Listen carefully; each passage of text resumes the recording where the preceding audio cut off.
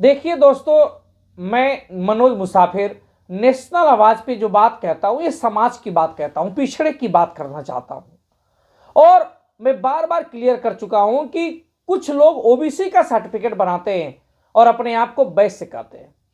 उनकी संकुचित सोच बस इतनी है कि हम दुकान करते हैं तो हम वैश्य हो गए। नहीं, आज के दौर में तो प्रत्येक बिरादरी के लोग, प्रत्येक जाति के लोग दुकान करते हैं।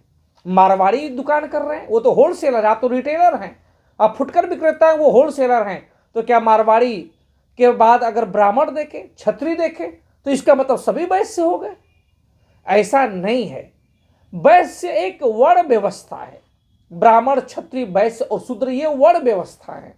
जब संविधान लागू हुआ तो संविधान के लागू होने के बाद जनरल, ओबीसी, एससी और एसटी में वर्गीकृत किया गया। ब्राह्मण, क्षत्रिय, वैश्य, शूद्र हट गया। अब क्या बनाया गया? जनरल, जिसमें ब्राह्मण, क्षत्रिय, कायस्थ लोग आते हैं जनरल में। मारवाड़ी भी आते हैं, अगड़े वैश्य जो बोलते हैं अपना, अग्रवाल, बर्नवाल, केजरीवाल, गर्ग, गोयल, ये लोग आते हैं वैश्य में। जिसका सर्टिफिकेट ओबीसी का बनता है, वो ओबीसी के सर्टिफिकेट वाले लोग, मतलब कि जहां पर ओबीसी का आरक्षण हो और वो प्रधानी या सरपंच या मुखिया का चुनाव लड़ता हो, वे सभी लोग वैश्य नहीं हैं। इसलिए मैं संदेह ना रहे, इसलिए क्लियर कर देता हूं। कुछ जगह हमारे समाज के लोग अपने आप को वैश्य समझते हैं और वैश्य के नाम पे दूसरों को प्रमोट करते हैं। जब भीड़ का हिस्सा बन जाते हैं तो बड़े लोग जो अग्रवाल, बर्नवाल होते हैं, ये जनरल वर्ग के लोग आके इनकी भीड़ का हिस्सा समझ के अपने आप को पूरा राजनीतिक हक ले लेते हैं। उसी तरह कुछ समाज के लोग राठौर लिखते हैं और वो लोग स्वीकार नहीं करते कि हम तेली हैं।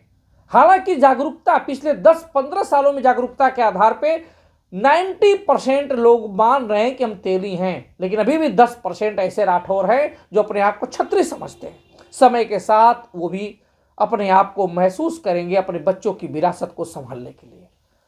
अब बात होती है कि ये जो न्यूज चैनल नेशनल आवाज बनाया गया, ये आपकी आवाज के लिए बनाया गया।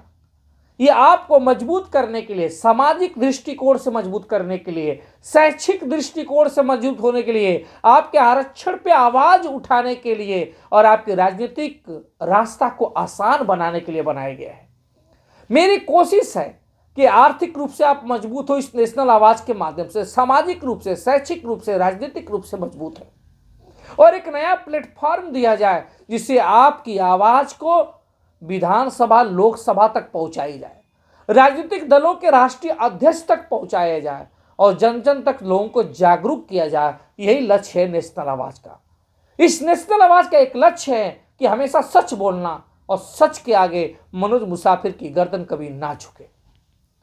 लेकिन चूंकि आज के परिवेश में न्यूज चैनल को स्टूडियो में बनाने के लिए एक व्यक्ति कुछ नहीं कर सकता, क्योंकि ये चैनल मनोज मुसाफिर का नहीं, ये समाज की चैनल है। समाज की आवाज उठाई जाती है तो समाज के लोगों का ये दायित्व बनता है, समाज के लोगों का ये फर्ज बनता है कि इस चैनल को प्रमोट करने के लिए, स्टूडियो बनाने के लिए वो भामाशाह बने।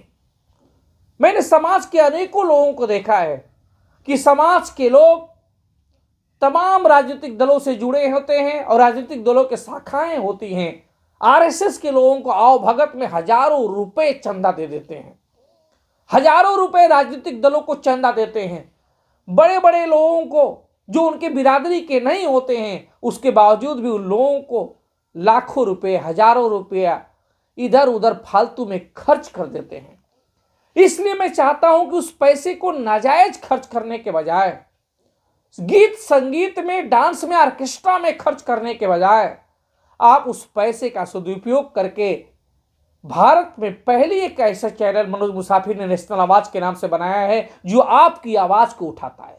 अभी तक कोई ऐसा चैनल नहीं था जो आपकी आवाज को उठाए, और आपकी आवाज को उठाता है, इसलिए हौसला बढ़ाने का काम भी आपका है। अगर कहीं ऐसा ना हो कि आप इस चैनल को सपोर्ट ना करें, आप इस चैनल में आर्थिक सहयोग ना दें, तो इस चैनल के मनोबल टूटने के बाद ये चैनल उतना नहीं आगे बढ़ पाए जिससे कि आपके बच्चों का विकास हो सके।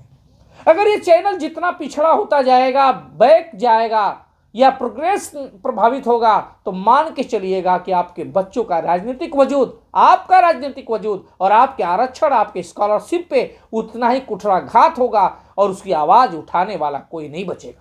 ये दायित्व तो आपका है, ये फर्ज आपका है। मुझे याद है वो पल जब चंद्रशेखर आजाद देश के लिए लड़ाई लड़ रहे थे, तो देश के लिए लड़ाई लड़ने के बाद एक लोगों ने आके उनके गांव के ने कहा, चंद्रशेखर तुम देश के लिए लड़ रहे हो और तुम्हारे माँ बाप भूखे मर रहे हैं, उनके पास खाने के लाले नहीं हैं। तो चंद्रशेखर आजाद ने कहा था, मेरे माँ बाप सिर्फ मेरे माँ बाप नहीं हैं, मैं देश को आजाद कराने के लिए क्रांतिकारी हूं। तो देश को आजाद कराने के लिए जब मैं लड़ रहा हूं, अपना जीवन दे रहा हूं, तो बताइए माँ बाप की मेरे वही पेट भरने की जिम्मेदारी सिर्फ चंद्रशेखर की नहीं है, बल्कि इस देश के सैकड़ों, हजारों या कह लो करोड़ों लोग देशवासियों की है कि उनका पेट भरे। अगर नहीं भर सकते तो बता देना, ये चंद्रशेखर आजाद की पिस्टल अपने माँ बाप को खत्म कर देगी। मैं उसी तरह कह रहा हूं कि आपका ये चैनल आपका है, आपका दायित्व बनता है। आप फिजूल खर्ची जो करते हैं उस फिजूल खर्ची को रोकिए, इस नेशनल आवाज के लिए भामाशाह बनिए, नहीं तो अन्यथा कहीं देर ना हो जाए और राजनीतिक अधिकार फिर से 10-15 साल में आप पीछे न चले।